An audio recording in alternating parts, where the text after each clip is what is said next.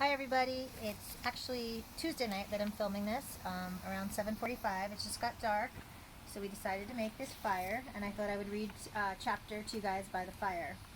Before I start, I want to remind you all that you should be doing your Reading Plus assignments.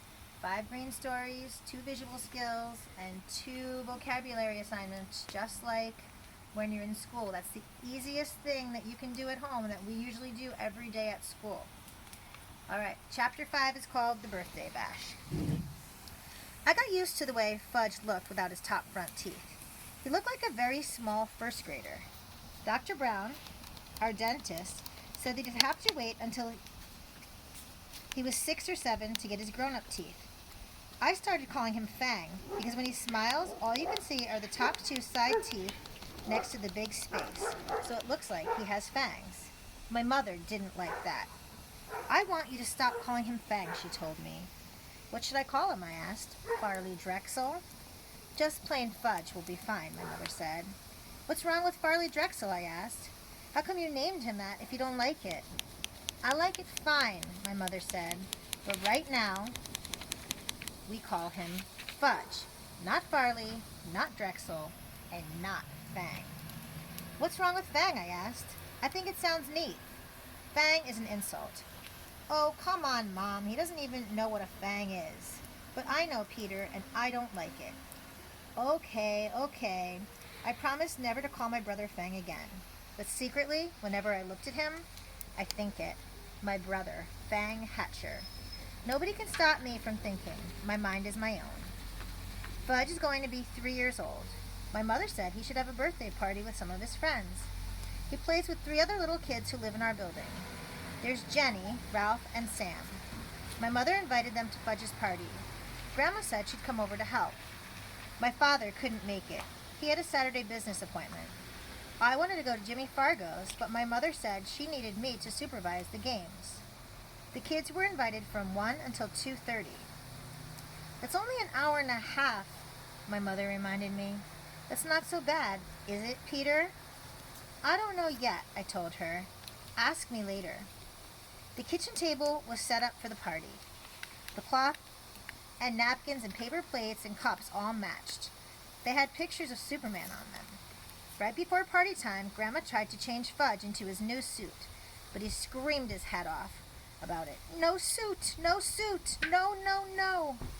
My mother tried to reason with him. It's your birthday, Fudgy. All your friends are coming. You want to look like a big boy, don't you? While she was talking to him, she managed to get him into his shirt and pants, but he wouldn't let her put on his shoes. He kicked and carried on until my mother and grandmother were both black and blue. Finally, they decided as long as he was in his suit, his feet didn't matter, so he wore his old bedroom slippers. Ralph arrived first. He's really fat, and he isn't even 4 years old. He doesn't say much either. He grunts and grabs a lot, though. Usually his mouth is stuffed full of something. So the first thing Ralph did was wander into the kitchen. He looked around for something to eat, but Grandma was guarding the place. She kept telling him, no, must wait until the other children come. Jenny arrived next.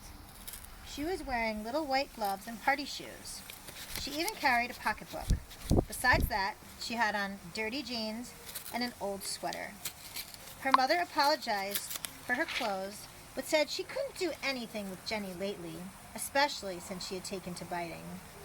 What does she bite? I asked, thinking about furniture or toys or stuff like that. She bites people, Jenny's mother said, but you don't have to worry about it unless her teeth go through the skin. Otherwise, it's perfectly safe. I thought, poor old Fudge, he can't even bite back since he hasn't got any top front teeth. I looked at Jenny. She seemed so innocent. It was hard to believe she was a vampire. Sam came last. He carried a big present for Fudge, but he was crying. It's just a stage he's going through, his mother explained. Everything scares him, especially birthday parties. But he'll be fine, won't you, Sam? Sam grabbed onto his mother's leg and screamed, Take me home! Take me home! Somehow, Sam's mother untangled herself from Sam's grip and left. So at 1 after, we were ready to begin. We had an eater, a biter, and a crier. I thought that 2:30 would never come. I also thought that my mother was slightly crazy for dreaming up the party in the first place. "Doesn't Fudge have any normal friends?" I whispered. "There's nothing wrong with Fudgy's friends," my mother whispered back. "All small children are like that." Grandma got them seated around the kitchen table. She put a party hat on each kid's head. Sam screamed, "Get it off! Get it off!"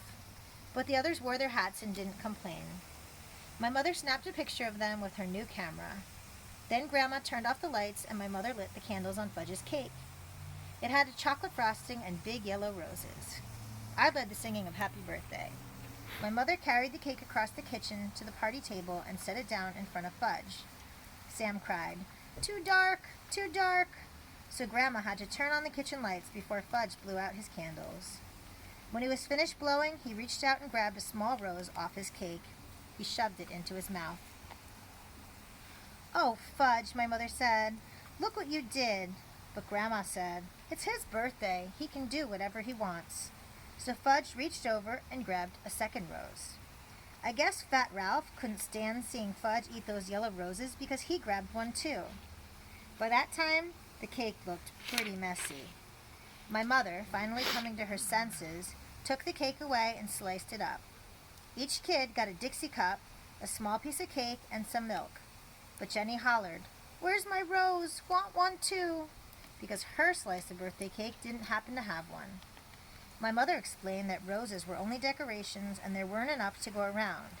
Jenny seemed to accept that, but when Grandma stood over her to help her open her Dixie, Jenny bit her on the hand. "She bit me!" Grandma cried. "Did it break the skin?" my mother asked. "No, I don't think so," Grandma said, checking. "Good.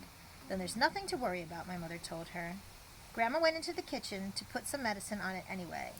She wasn't taking any chances. Ralph was the first one to finish his food. "More, more, more," he sang, holding up his empty plate. "I don't think you should give him any more," I whispered to my mother. "Look how fat he is now." "Oh, Peter, this is a party. Let him eat whatever he wants." "Okay," I said. "Why should I care how fat he gets?" My mother served Ralph a second piece of cake. He threw up right after he finished it. Me and Grandma took the kids into the living room while my mother cleaned up the mess. Grandma told Fudge he could open his presents while his friends watched. Jenny brought him a musical Jack-in-the-Box. When you turn the handle around, it plays Pop Goes the Weasel.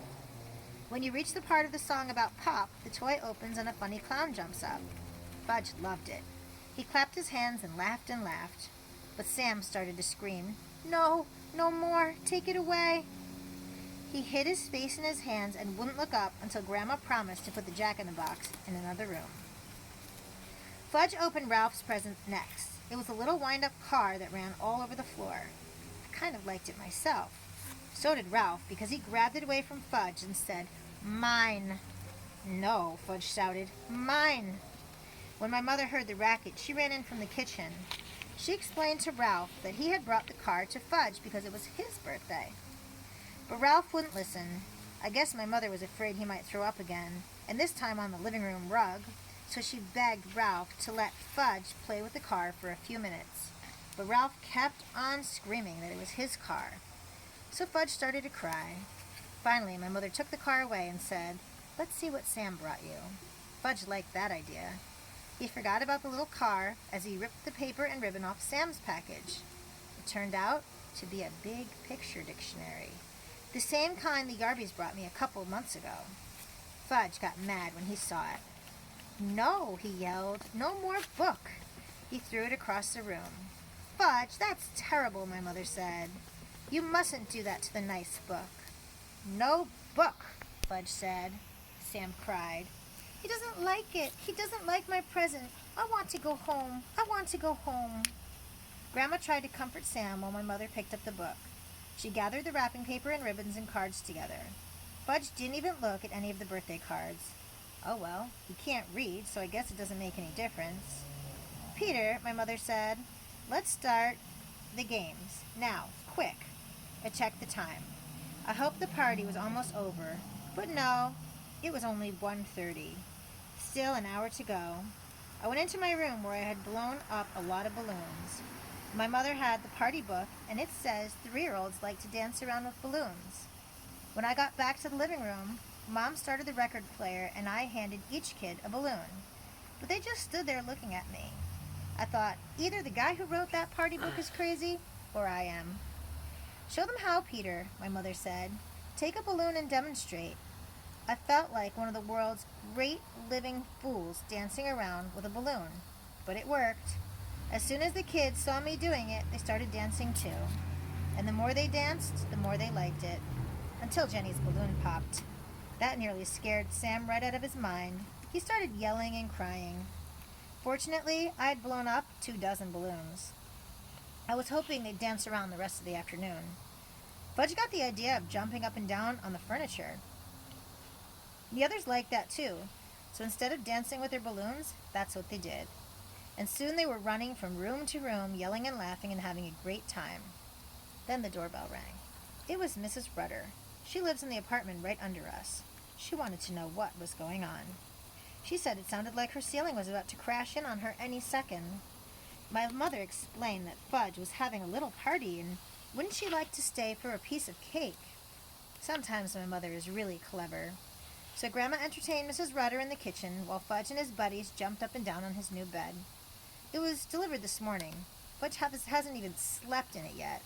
So naturally, when my mother found out what they were up to, she was mad. "Stop it right now," she said. "New bed, big boy," Fudge told her.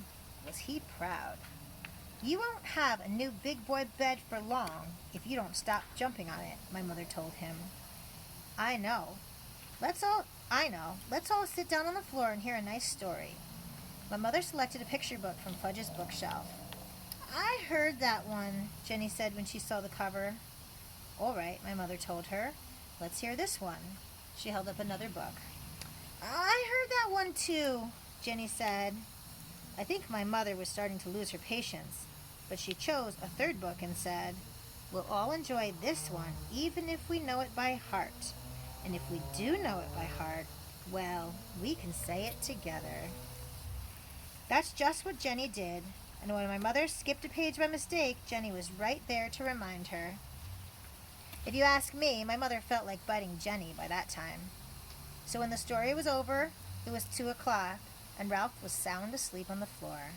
My mother told me to put him on Fudge's new bed while she took the rest of the children back to the living room. I tried and tried, but I couldn't lift Ralph. He must weigh a ton.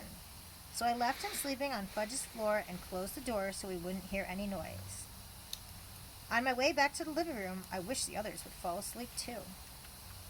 "Peter," my mother suggested, "why don't you show them Dribble?" "Mom, Dribble is my pet. You don't go around using a pet to entertain a bunch of little kids." Didn't my mother know that? "Please, Peter," my mother said. "We've still got half an hour left, and I don't know what to do with them anymore." "Dribble," Fudge hollered. "Dribble, dribble, dribble." I guess Sam and Jenny liked the way that sounded because they started to shout, "Dribble, dribble, dribble," even though they don't know what they were talking about. "All right," I said. "I'll show you Dribble, but you have to promise to be very quiet. You mustn't make a sound. You might scare him, okay?" They all said, "Okay." My mother went into the kitchen to chat with Grandma and Mrs. Rudder. I went into my room and came back carrying Dribble in his bowl. I put my finger over my lips to remind Fudge and his friends to be quiet. It worked. At first, nobody said a word. I put Dribble down on a table.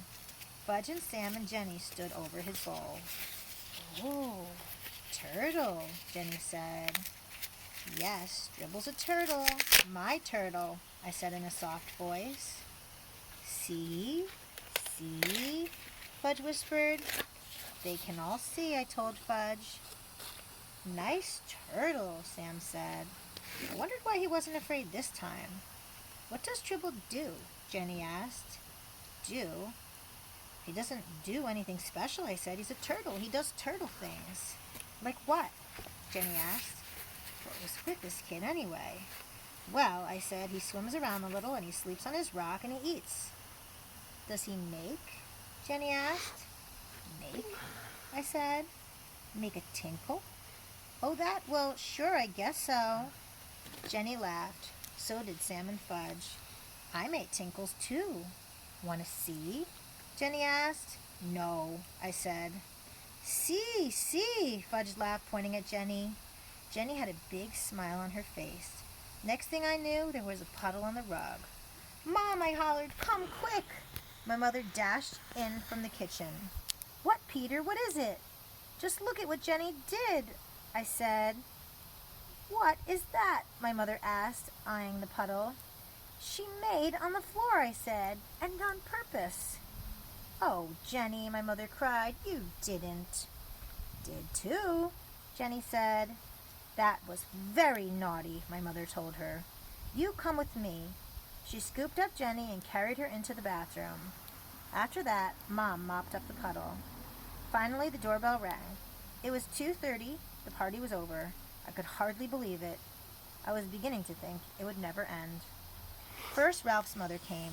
She had to wake him up to get him out of the apartment. I guess even she couldn't carry him. Next, Jenny's mother came. Mom gave her Jenny's wet pants and a baggie. That was all she had to do. Jenny's mother was plenty embarrassed. Sam's mother came last, but he didn't want to go home. Now that he was used to us, I guess he liked us. He cried, more party, more! Another time, his mother said, dragging him out of our apartment by the arm. My mother flopped down in a chair. Grandma brought her 2 aspirins and a glass of water. Here, dear, she said. Maybe these will help. My mother swallowed the pills. She held her head. 3 is kind of young for a party, I told my mother. Peter Warren Hatcher, my mother began. Yes, I asked. You are absolutely right. I flopped down next to my mother. She put her arm around me. Then we both watched Fudge work his new Jack-in-the-Box. Later, when my dad came home, he said, how did Fudge's party go? My mother and I looked at each other, and we laughed. All right, now that the chapter's over, I want you to comment. Make sure that you're not commenting on the YouTube video, and make sure you're commenting underneath the video, not starting your own post, so that each comment goes with the chapter that it's about. Either you can write whatever you're thinking, or you can choose the part of the book, something the character did or said that you thought was the funniest part or your favorite part of the chapter, and write that. See you guys in the next chapter.